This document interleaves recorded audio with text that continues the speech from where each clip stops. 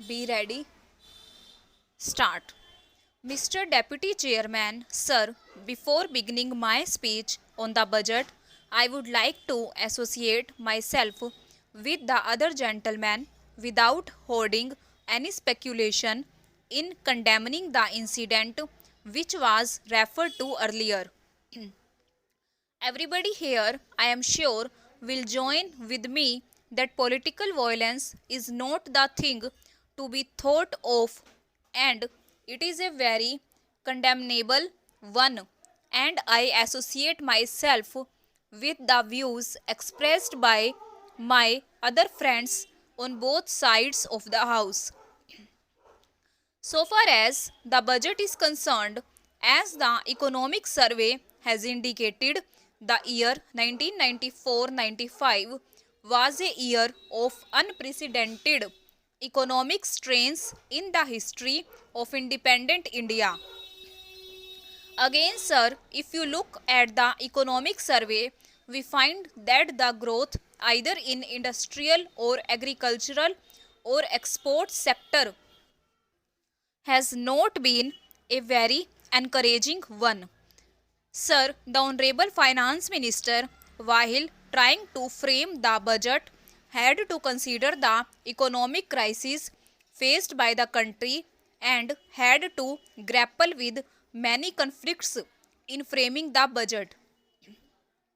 I should like to say here, to a considerable extent, he has made a commendable effort in order to see that some incentives will be provided both the industrial as well as agricultural growth, which has been rather stagnant for years in this country.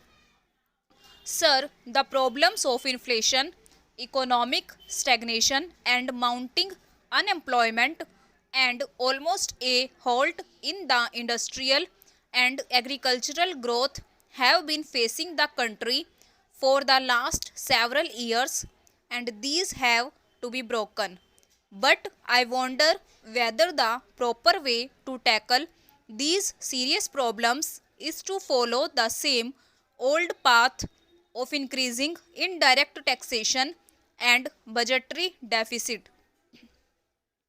If you look at the figures, we find the deficit of rupees 126 crores, which was estimated by the previous finance minister for the year 1994-95, has now revealed itself not to remain at rupees 200 crores but has actually risen to rupees 600 crores, even though I admit that a substantial part of it is because of food, fertilizers, and oil imports, which in any case had to be done and which may not add to the inflationary tendencies.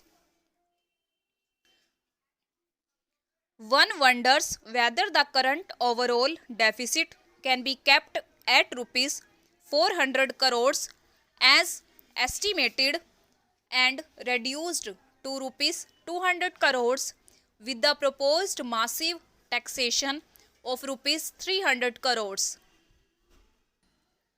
Sir, the inflationary nature of this massive dose of taxation has to be very seriously viewed, especially in view of the second dose of impost with which the finance minister had to come out in the middle of the last year, which amounted to nearly rupees 100 crores.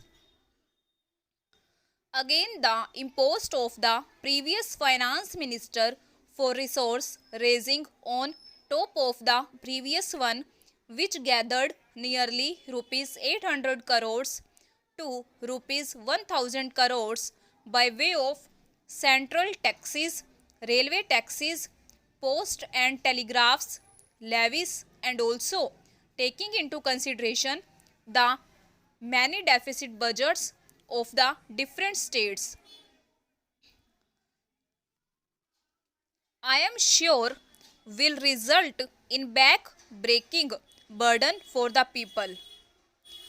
Sir, the impost on consumer items has added a further burden on the common man.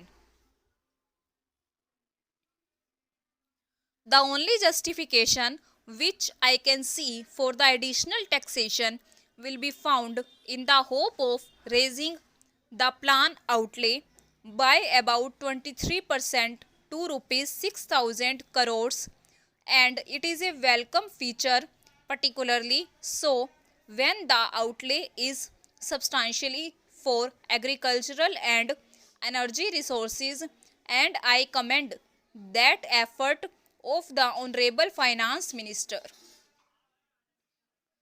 Sir, we find that agriculture and the energy resources have been stagnating for a couple of years, and the investment there has not been a considerable one. So far as agriculture is concerned, I would like to associate myself with the views expressed by my honorable friend who has gone into greater details of the position with regard to agriculture. In a country which has more than 70% of the people living in rural areas, the effort that has been made all these years is not a commendable one, and if you compare it with the development in the urban areas, it has been rather a very neglected one. Sir, even with regard to the organized sector in wages and other amenities, there is always agitation, and they will be in a position to get relief, and we always find that the demand is for linking the wages to the rising cost of living. But what happens in the case of the agriculturist? As a man living in a rural area, he has no hope.